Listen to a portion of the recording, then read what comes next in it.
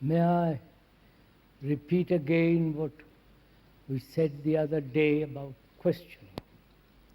The word derived from Latin, which means to seek. Not find an answer, but to seek. To seek the answer in the question itself, not away from it.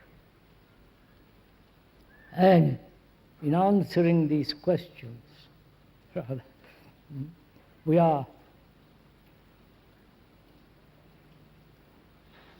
seeking or exploring together. The speaker may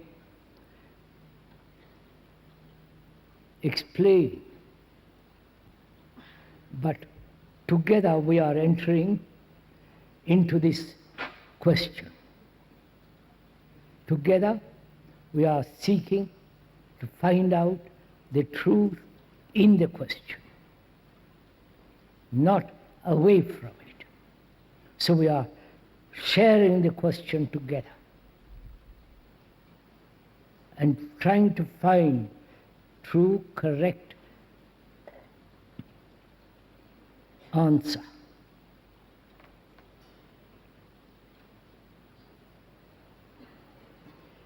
We're a bit 5 minutes early, I hope you don't mind.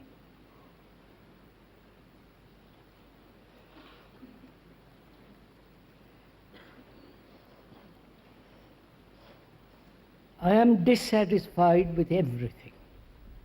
I have read and thought a great deal, but my discontent with the whole universe is still there. What you talk about makes me more discontented, more disturbed, more troubled. I now feel frustrated, antagonistic to you. What is wrong with what you are saying, or is something wrong with me?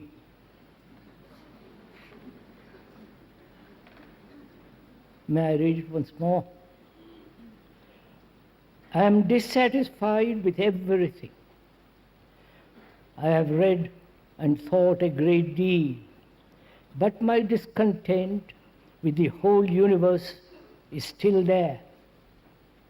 What you talk about makes me more disturbed, more discontented, more troubled.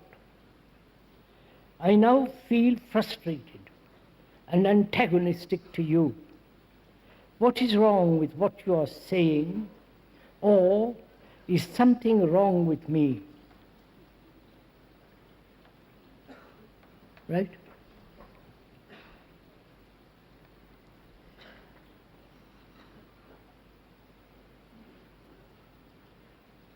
I think more one observes the world, what is happening, overpopulation, pollution, corruption, violence, and observing all that practically in every country in the world, and one is trying to find an answer to all this. That's one part of the question. And the other is, the questioner says, I'm discontented. Not only with what you are saying, but with everything around me.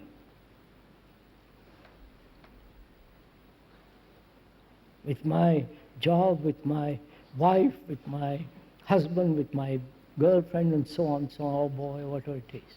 I'm discontented.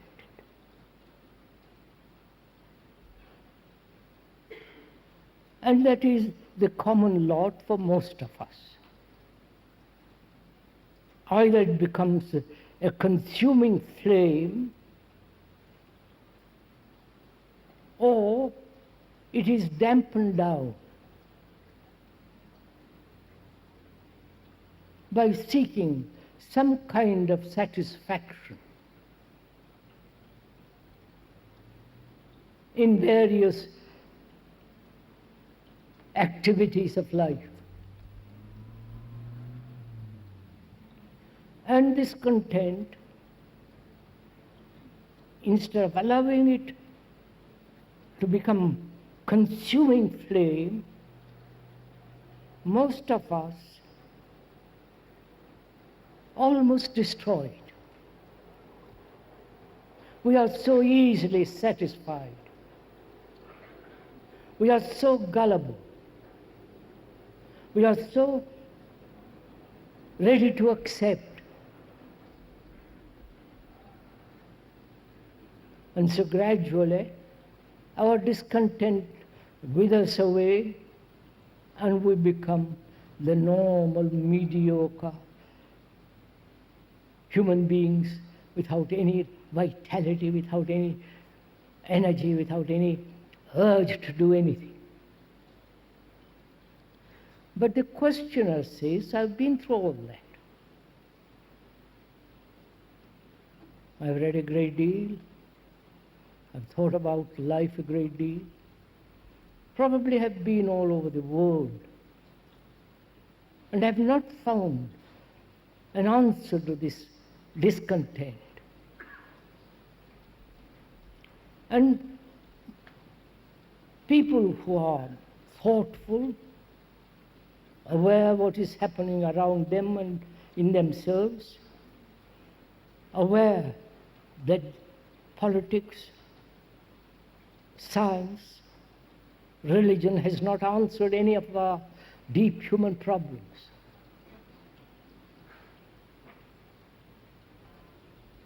They have technologically evolved, developed, and so on. But inwardly, I am discontent. And listening to you as the speaker, I am more disturbed, more discontented, and antagonistic to what you are. What is wrong with you and what you are saying, or there is something wrong with me.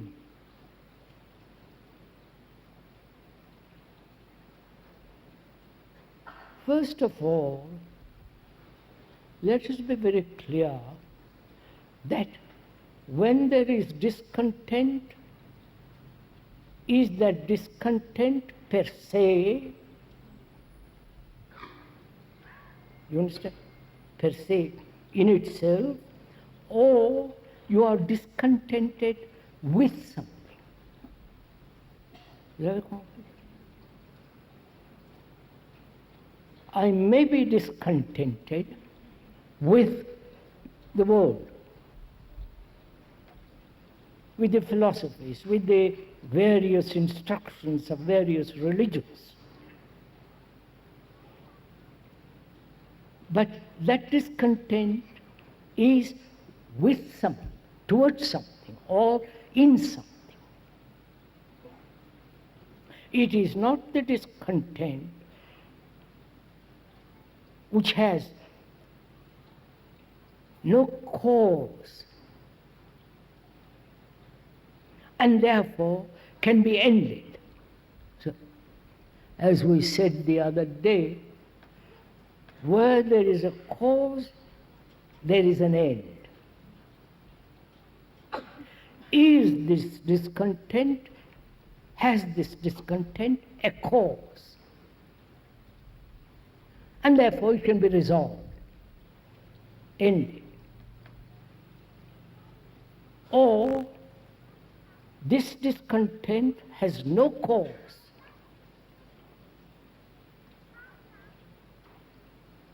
Please go with the speaker. We are sharing this question together.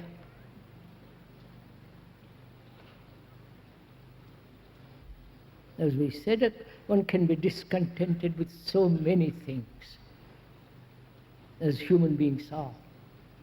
better house, better this and better that.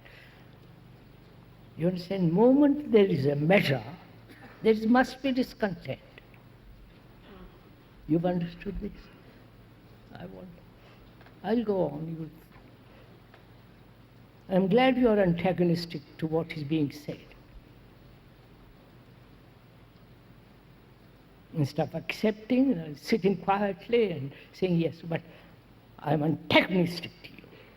I don't accept. You're causing me much more disturbance. I feel frustrated. Therefore, I'm urged toward this sense of antagonistic attitude. So we must be very clear whether this discontent has a cause, and if it has a cause, then that discontent is seeking contentment, satisfaction, gratification.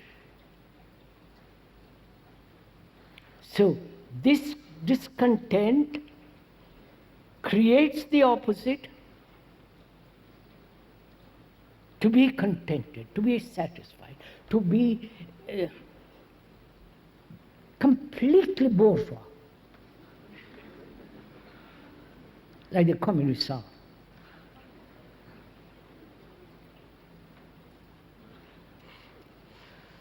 And if that is this search, desire, if that is what you want when you are deeply discontented, to find something with which you can be completely contented, never to be disturbed, then that discontent will find a way to gather satisfaction. And therefore that discontent is withered, gone. Perhaps that's what most of us are doing.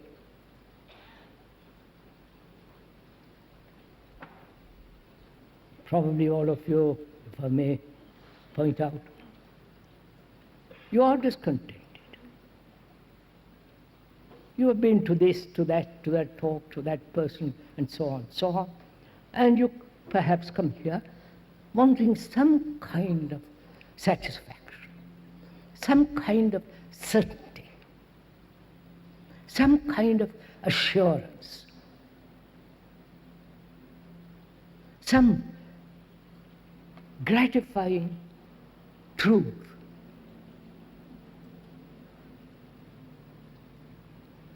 And if that is so, then you will find satisfaction very easily, which most of us do in the kitchen, in some aspect of religion, or enter politics, left, right, center, or extreme left, extreme right, and carry on. This is what generally happens with all of us. And so you gradually, inevitably, narrow down the mind, make the mind small. And the capacity of the brain is so immense, you have reduced it to mere satisfaction. So, and if you are not satisfied with anything,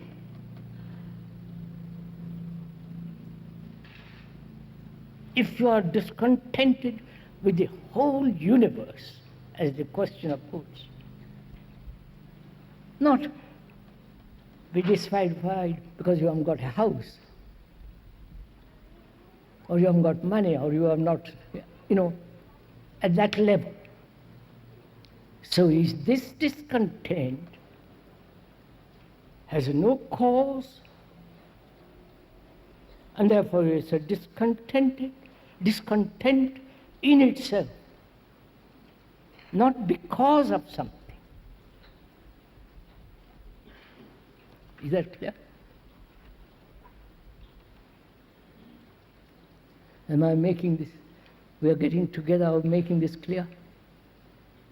That is, if I'm discontent, if I'm seeking contentment, that's very simple and very easy. But if I'm totally, completely dissatisfied with everything, with the government, with the religion, with science, politics, everything,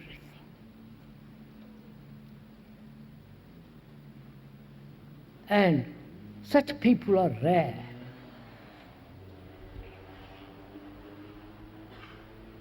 Such people have this flame of discontent. And perhaps such a person, comes here, listens, reads, hears, and that discontent increases. It becomes all-consuming. So what shall we do? You understand the question clearly? What shall we do with a human being who is totally and completely dissatisfied with all the structure of thought?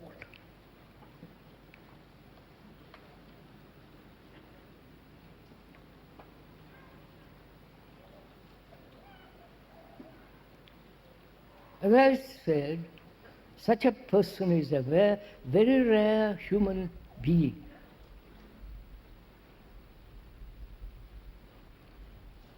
To such a person, one can meet, because please listen carefully, he's in an immovable state. Right? He is not seeking, he is not wanting, he is not pursuing something or another. He is aflame with this thing.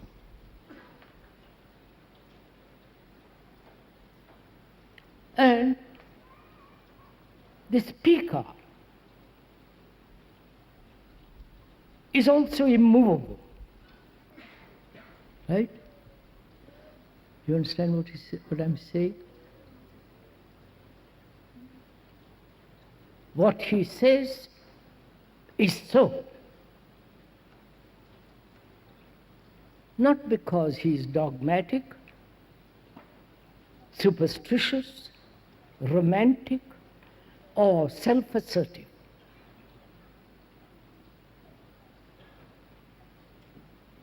He says that if you know, comprehend your consciousness with its content, and the freeing of that consciousness from its content, there is a totally different dimension. He has said this for 60 years, not because he has invented it. It is so. He has discussed with scientists, philosophers, great scholars, and so on. And they have acknowledged, some of them, that it is so. Scientists seek that which is beyond through matter.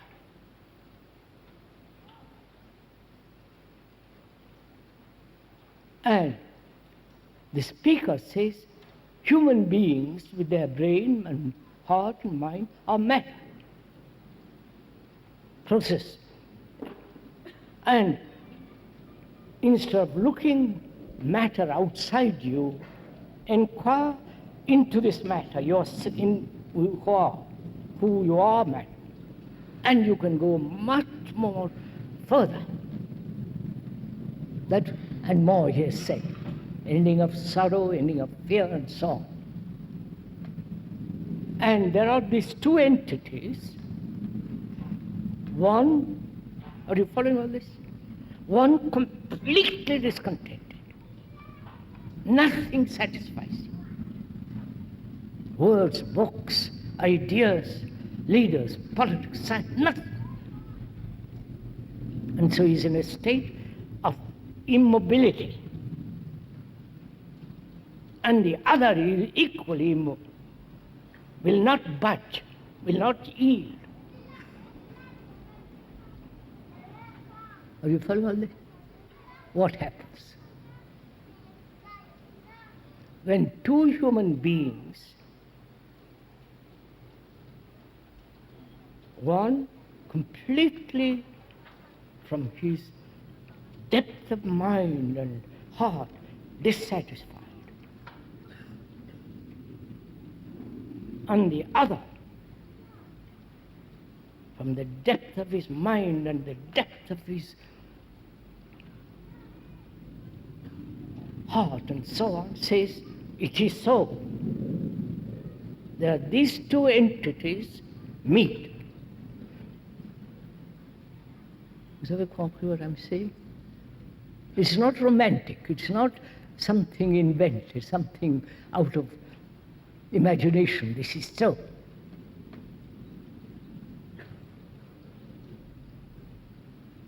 One feels antagonistic to the other, which means he's already moved.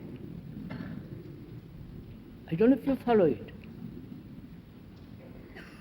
He has not remained completely dissatisfied.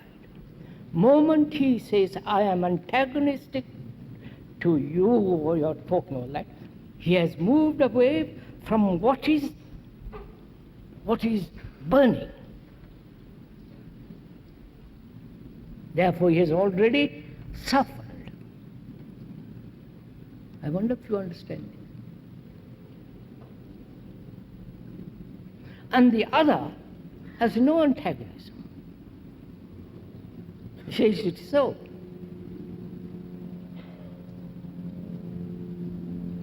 When this person meets the other without antagonism, without wanting something from the speaker, then he is alike.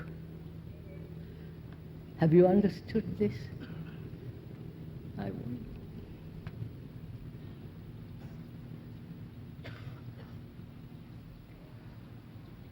No, I see you don't understand this.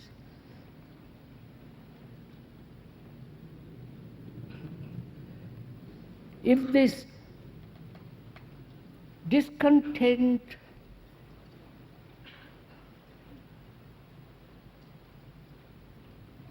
develops antagonism, it is no longer discontent.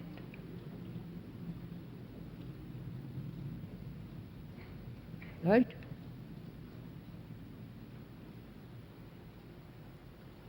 And so he is aflame with what he calls discontent. It's a flame.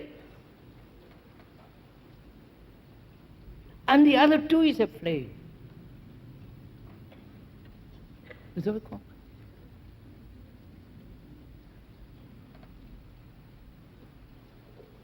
Then both are the same. Fire is a fire. It's not your fire and my fire, it's fire. When the fire is dampened, then the two are different. Vous avez compris? So, if the speaker may ask, are you, as a human being, living in this terrible world,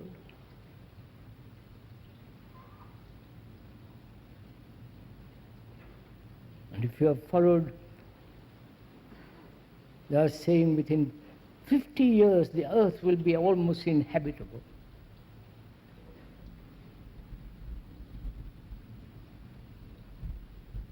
What is your condition of discontent? Is it merely puerile, childish, immature, or you are a human being totally aflame with discontent?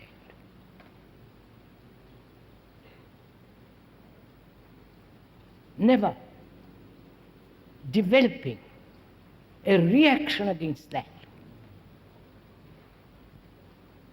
being frustrated, being antagonistic.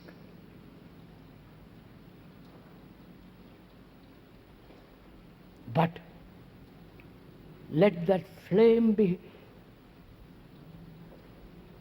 alive. Then both are the same.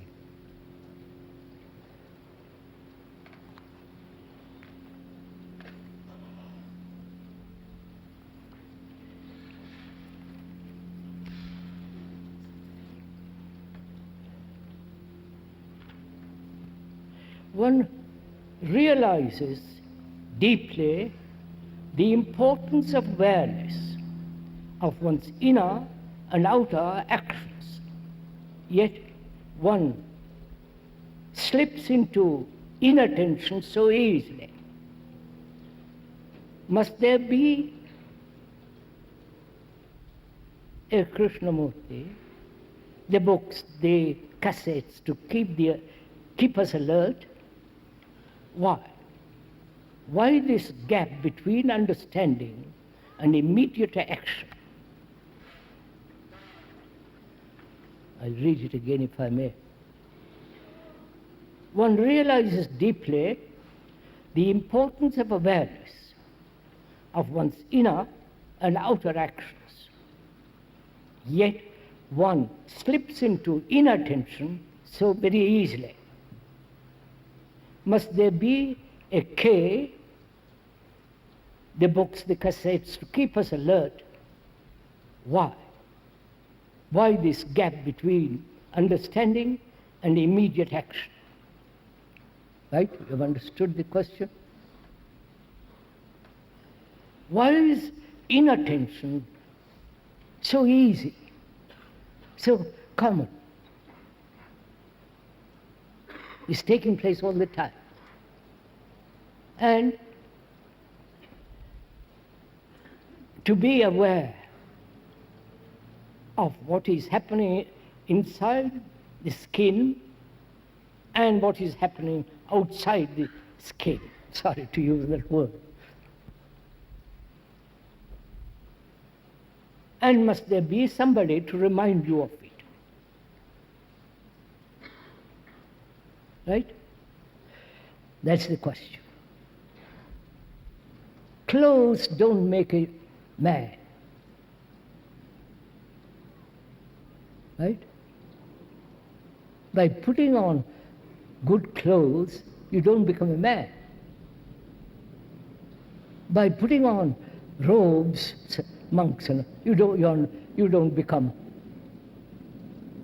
a saint.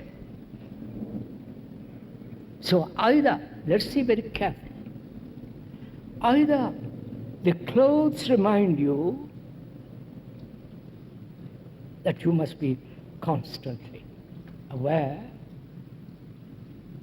then you depend on the clothes.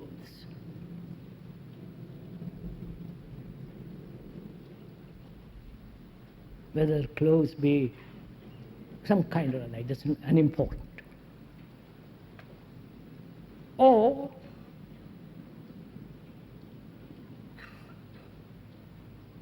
Without this outward garment, can one be aware without slipping into inattention?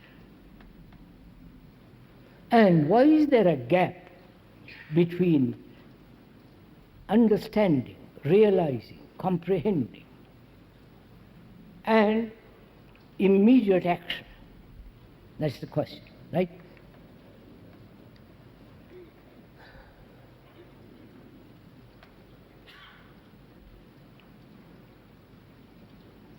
What is it to be aware?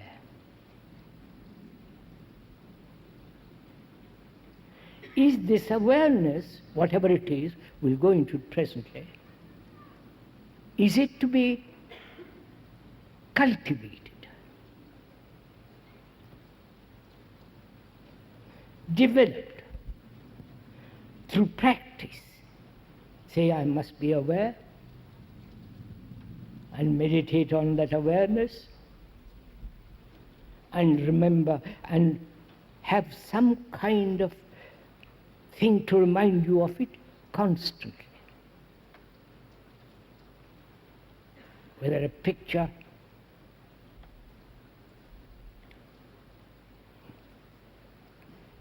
shirt which is most uncomfortable, a robe that irritates you, so that you're constantly reminded to be aware. So, let's find out what it means to be aware.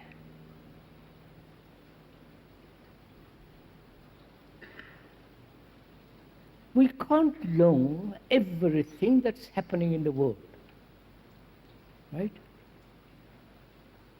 What the politicians are doing, what the Secret Service is doing, what the army is doing, what the scientists who are helping the army, the government are doing. We don't know what your neighbor is doing, nor what your wife or husband is doing inwardly. So we can't know everything.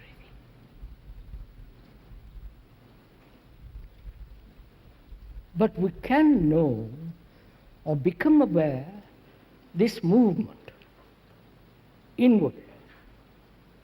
Now, is that movement different from the outer movement? You must be very clear on this point.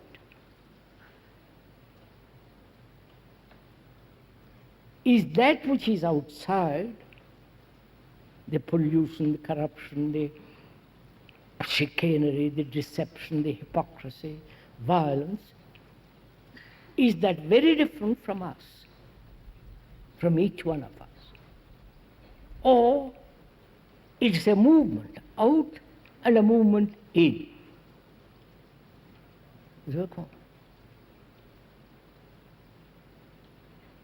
Right? It's a constant movement, like the tide going in and out. Can one, please listen, can one be aware of this movement? Aware being know, recognize, see, observe. Or in the very process of observation, this flow, this unitary movement, take choice in it, make choice in this movement. I like this, I don't like that. I am a subject to Britain and I like to be British. Or a Swiss citizen. It gives me a passport, I can travel all over the world, etc., etc. So, in this movement, is the awareness based on choice, the observation. You're following all this, sirs? Watch it, sir. As you are sitting there, would you, if I may suggest, would you watch it? Aware. And if your reactions are so quick, say, I better have that, not that. Right? So can you observe this movement, which is you and the world is you, this movement, can you observe without any choice?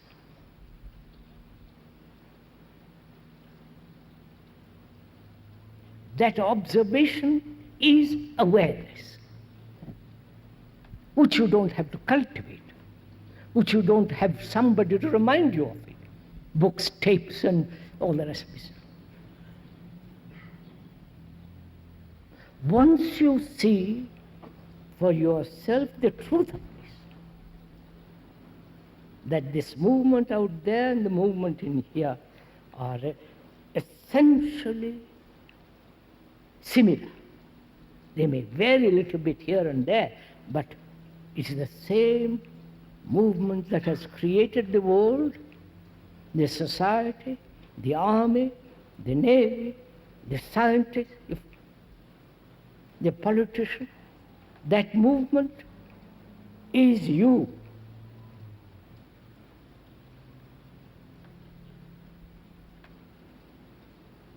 And can you seriously not deceive yourself? Let no fun there.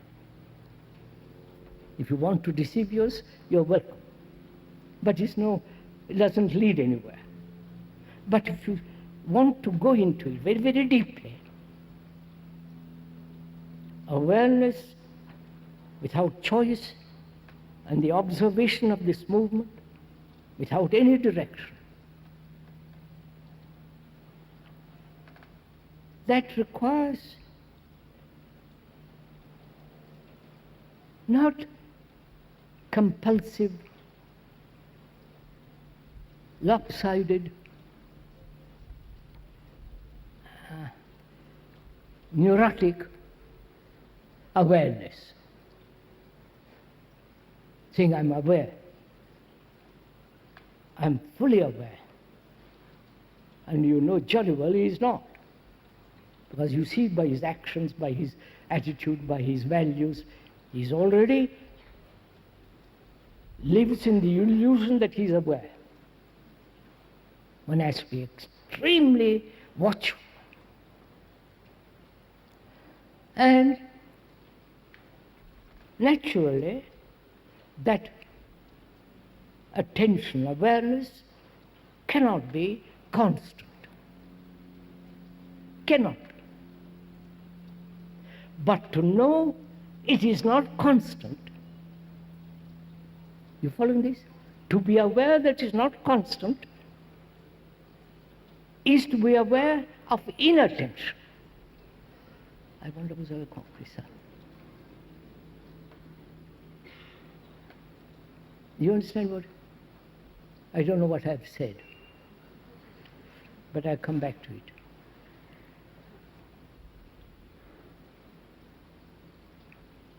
It is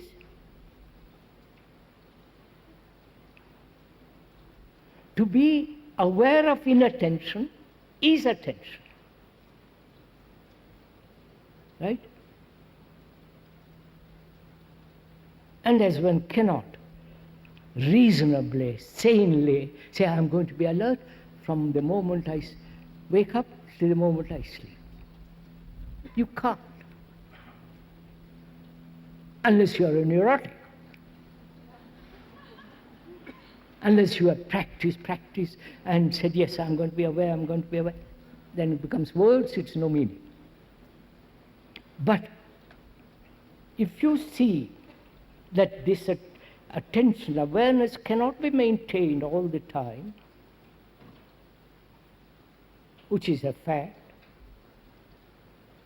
then inattention, not being attentive, has its value. has its meaning. Because in inattention you discover that you're not attentive. You've got it? Good. And the questioner says, why is there a gap between understanding and immediate action?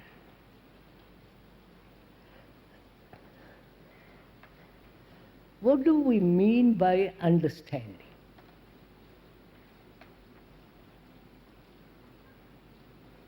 I understand that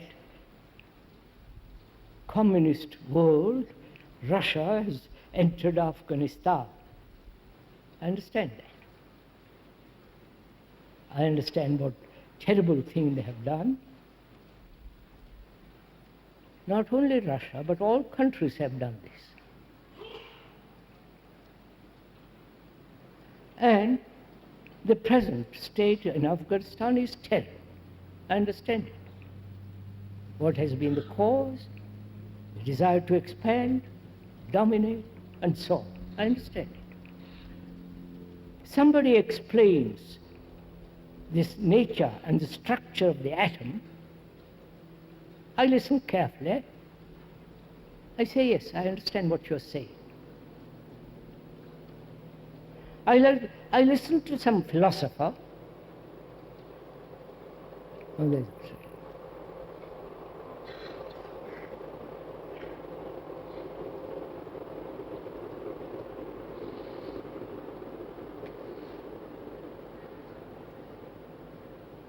I listen to some philosopher and I say, yes, I understand the structure of your words and theories. That is, all that is intellectual discernment. Right? That's the function of the intellect. To discern, to evaluate, to analyze. And at that level, we say, I understand. And the questioner asks, why is there a gap between understanding of that kind and immediate action? The word is not the thing, right? K is not the word, or you not the word. So that is the first thing one has to deeply understand. Never the word is the thing. Never the explanation is the actuality. Right? Now, understanding takes place not merely intellectually only, when the mind is quiet. You are telling me something serious. Philosophy, it doesn't matter whatever it is, you are telling me something serious. And if my mind is chattering, wandering away, I can't fully comprehend what you're saying. Right? So, I must listen to you. Not translate what you're saying or interpret what you're saying, or listen partially because I'm frightened of what you might say. Then the mind is disturbed, moving, changing, is volatile. Whereas if I really want to listen to what you are saying, the mind must be naturally quiet. I hope it is now.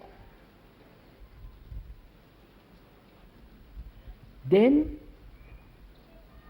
there is a depth of understanding which is not merely intellectual, verbal. When there is that profound perception of what has been said, false or true, and one can discover the truth in the false. All right?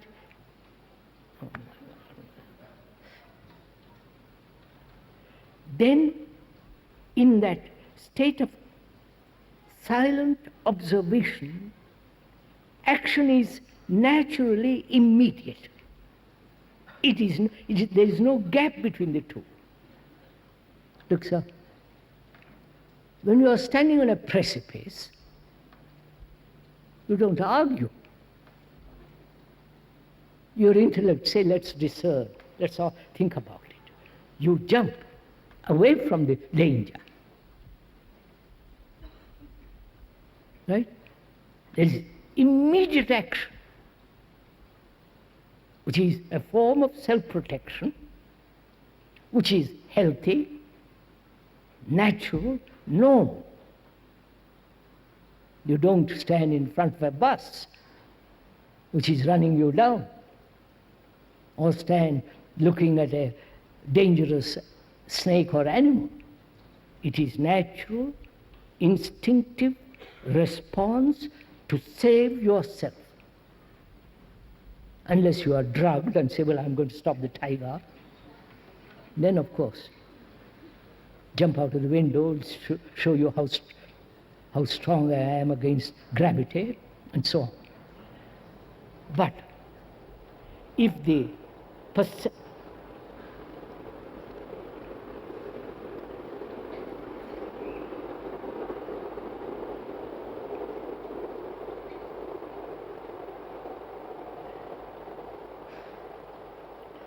But if perception is complete, you understand?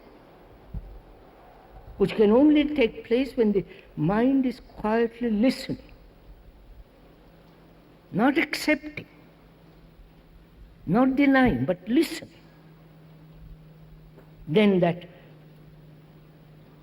perception and action are the same. It's not perception and I'll wait for action. Right? May I move to the next question?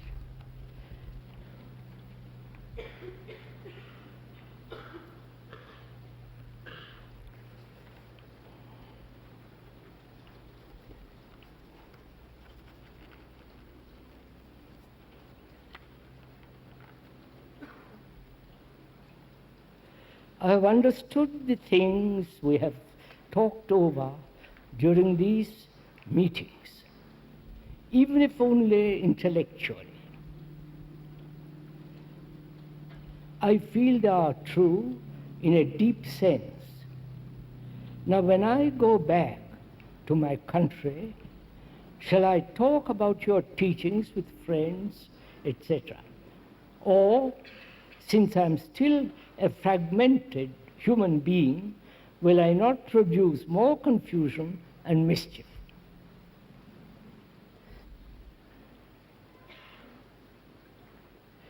It's really a very good question of going to it. You understand it? I have understood the things we have talked over during these meetings, even if only intellectually. I feel they are true in a deeper sense. Now I go back home, my country. Shall I talk about your teachings with friends and so on? Or, since I am still fragmented, will I not produce more confusion and mischief?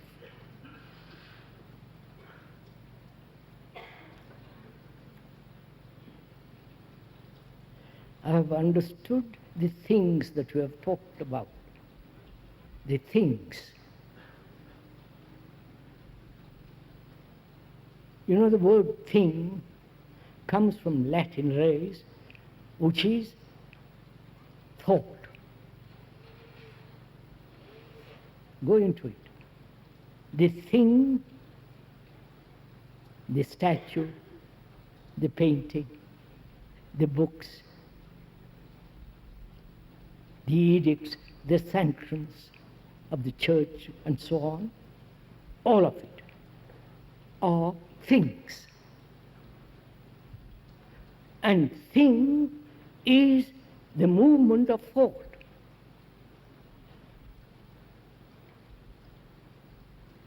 Which created the things, the statue, the painting, the symbol, the cross, and dozen things. Now, has one understood not the thing, but the nature of thought, how it arises, and what is its activity? If that is fully, deeply comprehended, then the questioner says, when I go back to my home, shall I talk about about the teachings, your work? Since I am still fragmented, will I not create more mischief and confusion?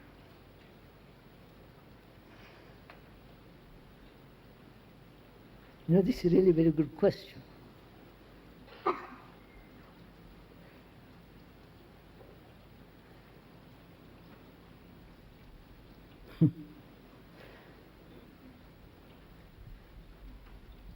All the religious talk, the priest, the guru, the whole works, are promulgated by fragmented human beings. Right? Though they say we are high up, they are still fragmented human beings. Right? And we are spreading all that. I don't know if you realize it. I may say I am a complete human being. I know heaven, I know illumination, I know all the rest of it. You understand? The moment I have said I have attained, you are fragmented human being. Right? The priests have said it, only moderately. And we are spreading what they are telling us. Because we are fragmented human beings like them. Therefore we accept another fragment. I wonder if you see this.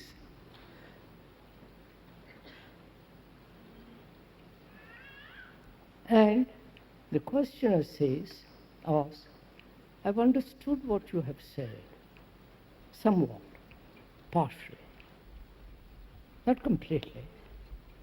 I'm not a transformed human being. I understand. And I want to tell others what I've understood, what I have understood. I don't say I've understood the whole works. I've understood a part. I know it's fragmented. I know it is not complete. I am not interpreting the teachings or the work. I am just informing you what I've understood. What's wrong with that? But if you say, I've grasped the whole damn thing, and I'm telling you, then he becomes the authority, the interpreter, the chairman of the committee. And such a person becomes a danger. He corrupts other people.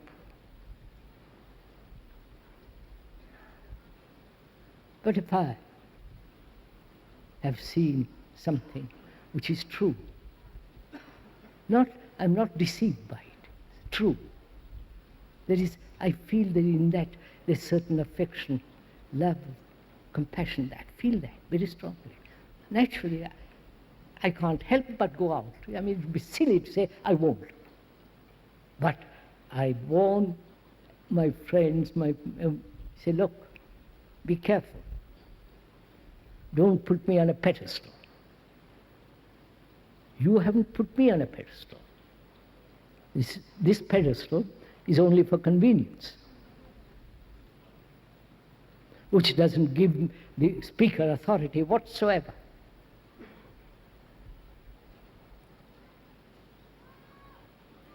But as the world is so corrupt, and human beings who are tied to something or other, to a belief, to a person, to an idea, to an illusion, to a dogma, they are corrupt. And that corruption speaks. And we also are somewhat corrupt, so we join the crowd.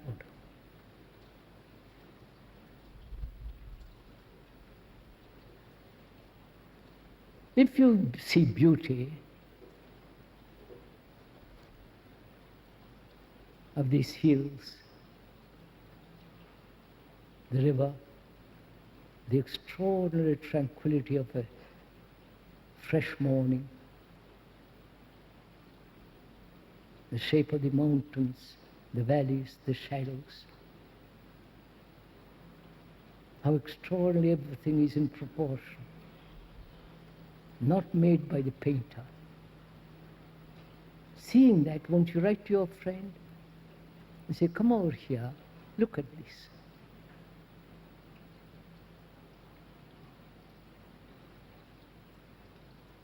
Then you are not concerned about yourself, but about the beauty of the moment. You understand?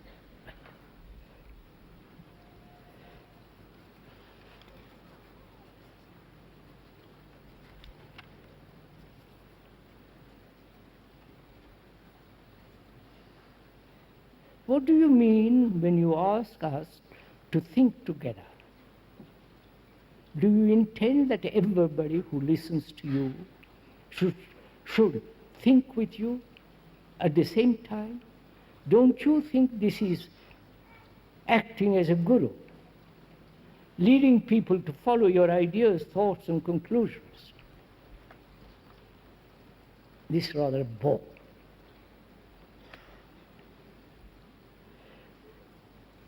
What do you mean when you ask us to think together? Do you intend that everybody who listens to you should think with you at the same time?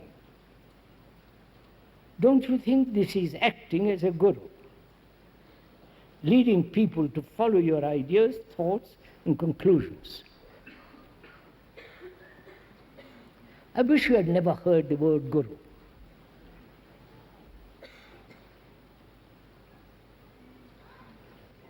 That's a discredited word. You don't know what it means. I believe the true meaning is one who dispels ignorance, not adds the guru's ignorance to you. You understand? But one who dispels ignorance.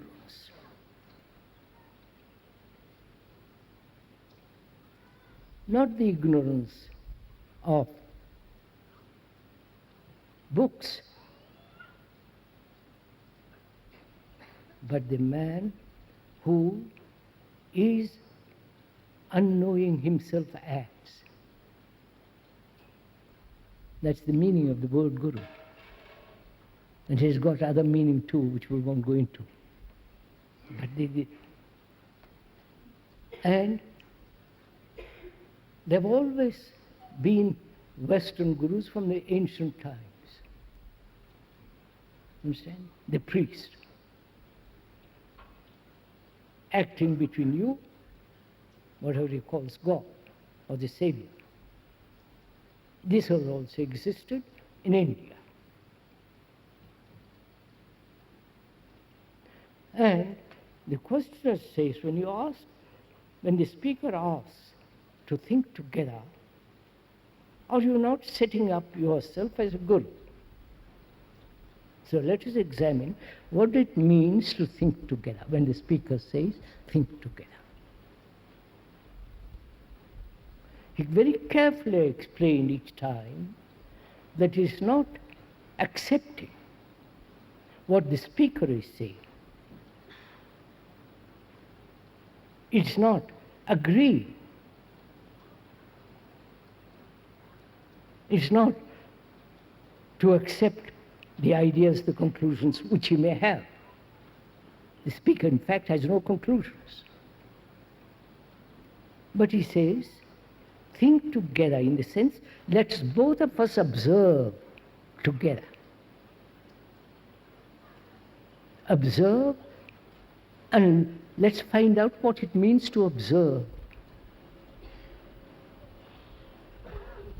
That doesn't give him any authority. You can make him into an authority, which would be unfortunate, but he doesn't accept any authority, or have any authority, or denies any kind of following, disciples. If he is accepting conclusions, ideals and so on, have those, and is accepting disciples, then he is in a state of corruption. Whoever it is. And I for the last 60 years, I've been saying this. So please don't make me into a guru, and I won't accept you as your disciple. Because the disciple destroys the guru destroys the pupil.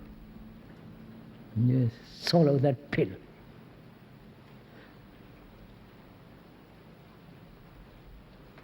So there is no sense of authority in this.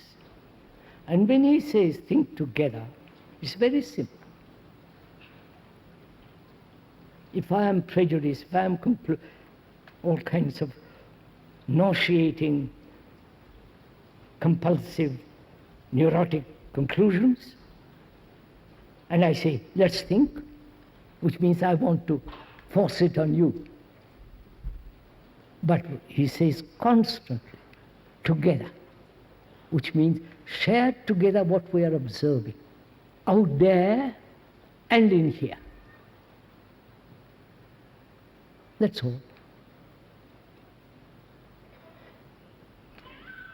And this desire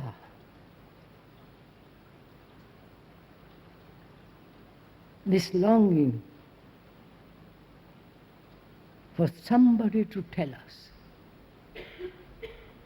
that is the root of it. Somebody to tell us how to live, how to love, how to think.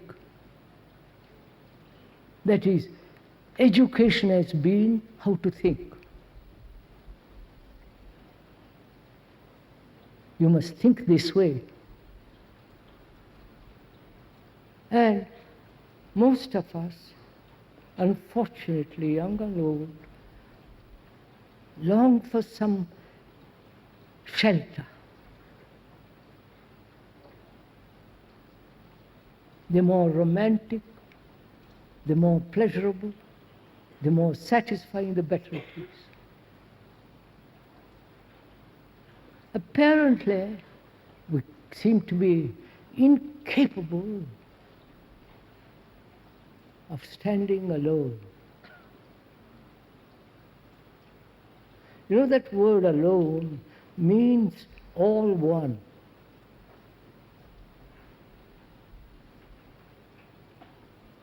When you are really alone, not contaminated, not corrupt because you attach to something, then you are alone because being free, you are that whole human entity, human world. But we are frightened to be alone. We always want to be with somebody, either with a person or with an idea, an image. You know what it means to be alone? It is not solitude, which is necessary. It has its own beauty. To walk alone in the woods,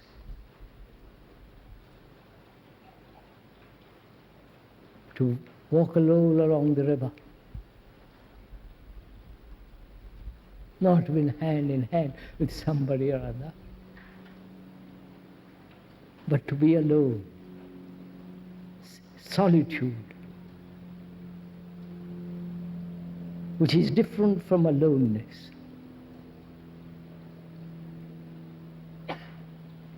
If you are walking by yourself, you are watching the sky, the trees, the birds, the flowers, and all the beauty of the earth. And also perhaps you're also watching yourself. As you casually watch the woods and the trees and the flowers, you're also casually watching yourself as you're walking along. Not having a dialogue with yourself.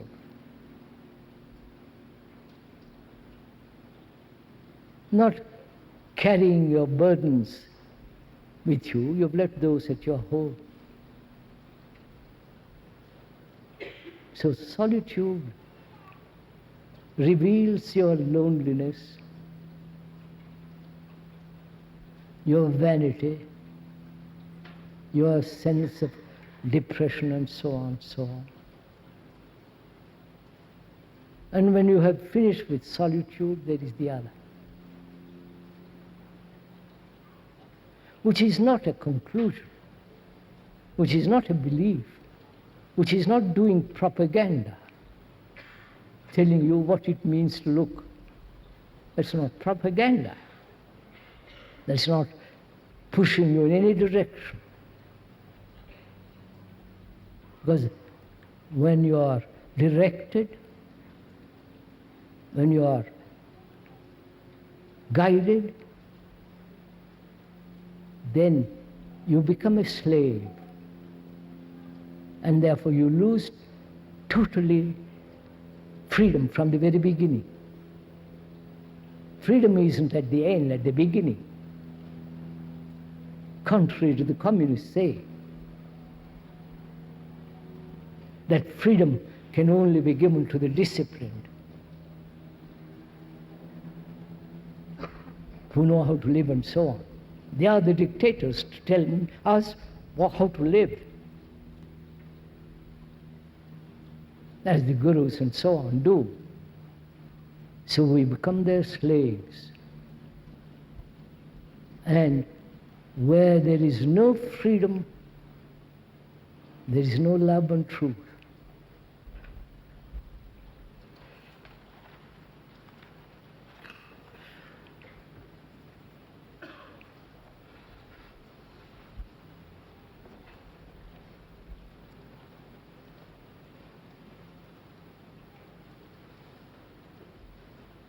Shall we go on with one more question?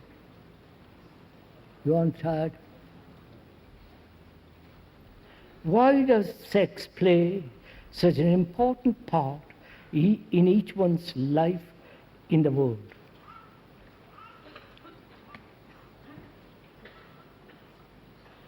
Why does sex play such an important part in each one's life of every day?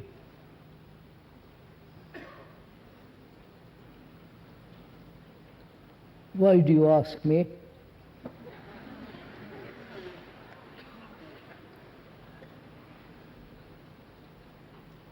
Don't laugh it off. Why does it play such an important part in your life?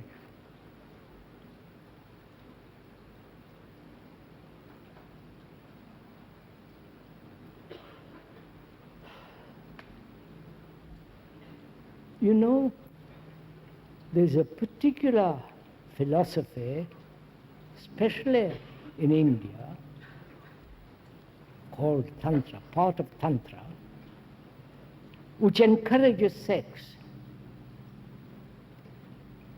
They say through sex you reach nirvana.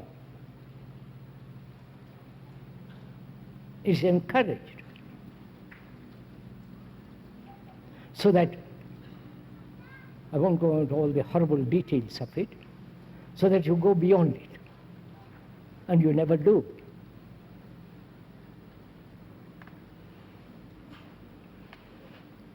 And sex used to be taboo. Keep it quiet. For God's sake, don't talk about it. But now,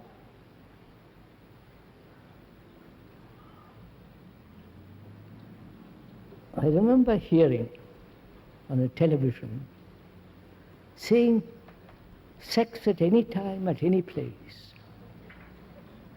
But be careful what you eat.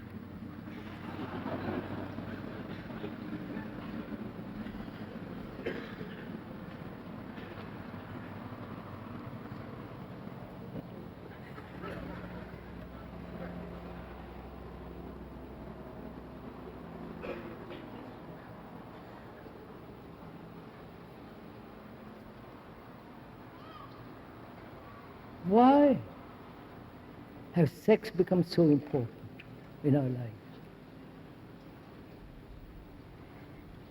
All the ads of naked ladies, half-dressed ladies, and so on, so on. Why has society,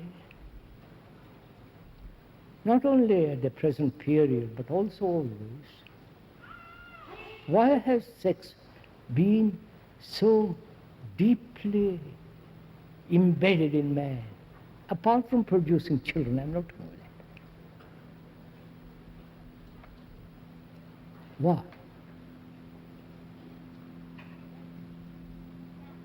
Probably it's the greatest pleasure a human being has. And in that pleasure, demanding that pleasure, there are all kinds of complications. And volumes have been written about the complications, the explanations, and the psychologicals, etc., etc., etc.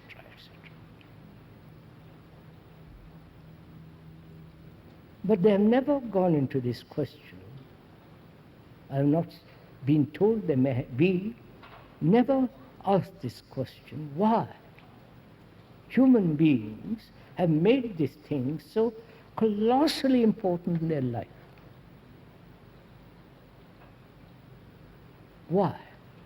We could answer it probably, but then I can't.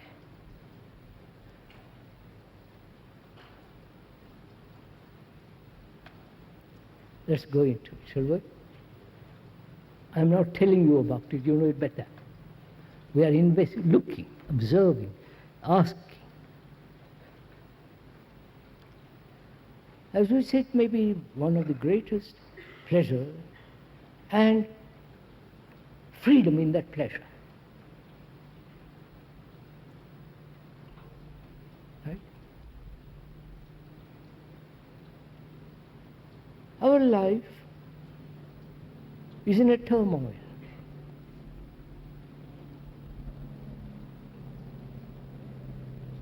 Our life is constant struggle.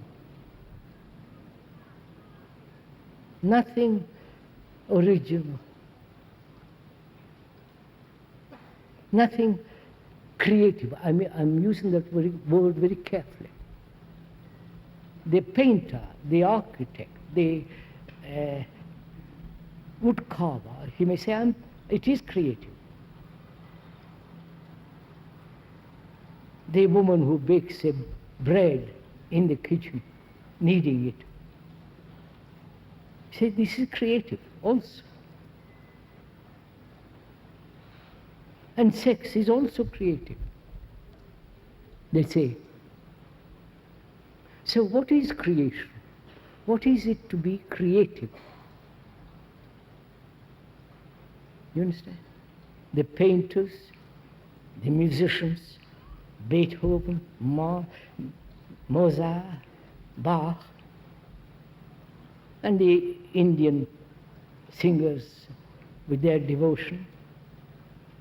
They say that's the act of creation. Is it? We have accepted it. We have accepted Picasso as a great painter, great creator, putting one nose in three faces or whatever it is. I'm not denying it or derogatory anything. I'm just pointing out. This is what is called creation. But if you inquire, doubt, question, is that creativeness?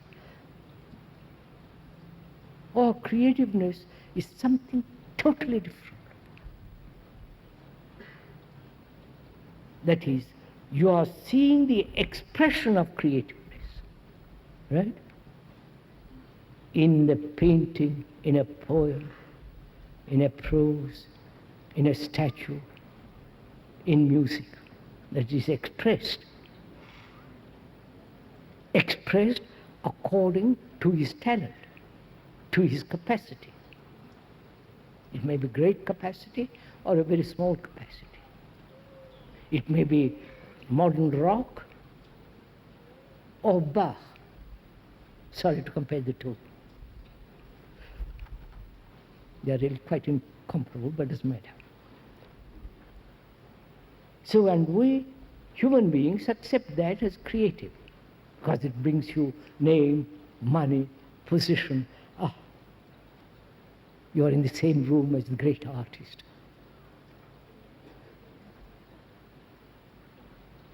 Right? So I'm asking, is that creativity? Can there be creation in the most profound sense of that word as long as there is egotism?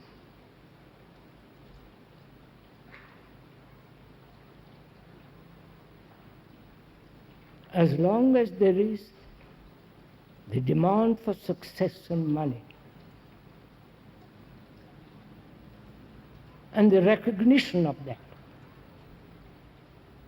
You understand? Then it is supplying the market.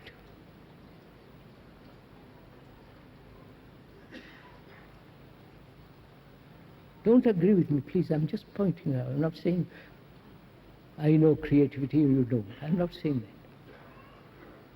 that. I say we never question these things. There is a state. You can doubt it, but it doesn't mean a thing if you doubt it. It doesn't matter to me. I say there is a state where there is creation,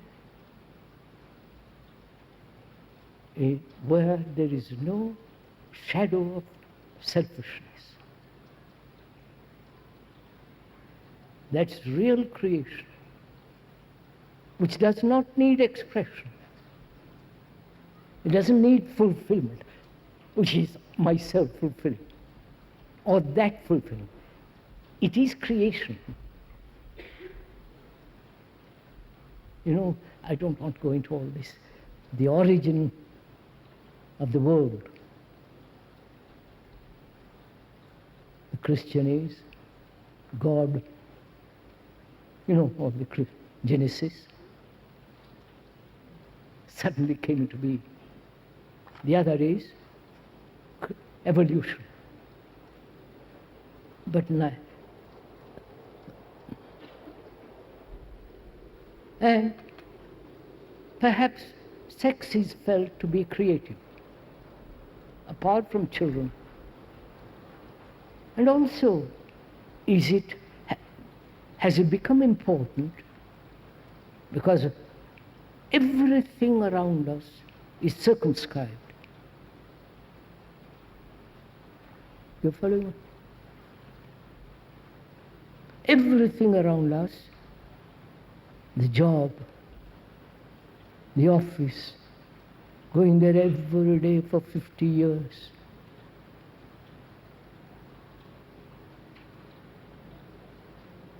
Going to the church for 50 years.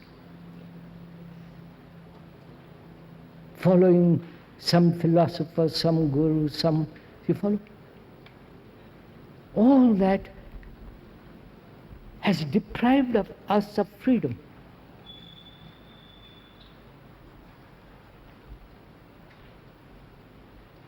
And we are not free from our own knowledge. It's always with us. The past.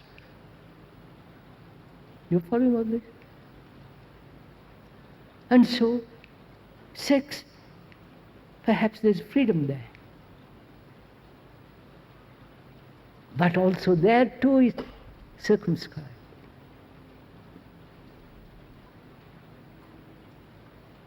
You're following all this? No? So, we are deprived of freedom outwardly and inwardly. For generations upon generations we have been told what to do. And the reaction to that, I'll do what I want.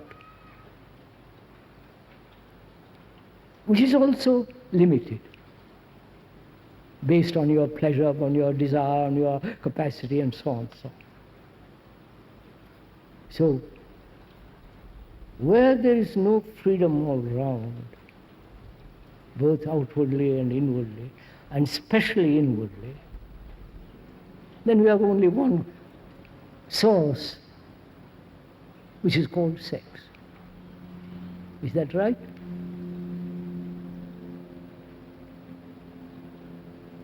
Why do we give it importance? Do you give importance, equal importance, to being free from fear? No. Equally energy, vitality, thought to ending sorrow? No. Why don't you? Why only this? Because that's the easiest thing to have. The other demands all your energy.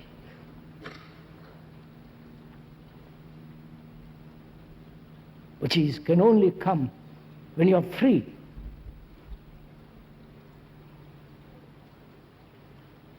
So naturally, human beings throughout the world have given this thing such tremendous importance in life. And when you give something which is part of life tremendous importance, then you're destroying yourself. Life is whole, not just one part. Right? If you give importance to everything, then this becomes rather more or less unimportant.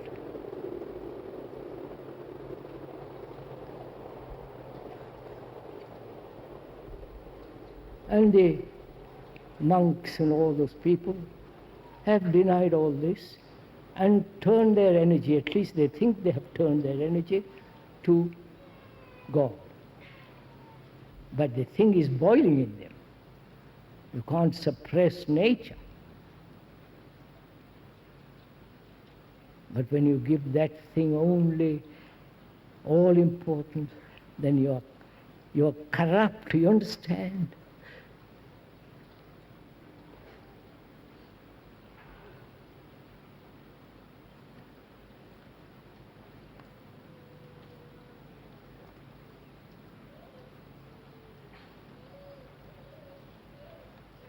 Very good.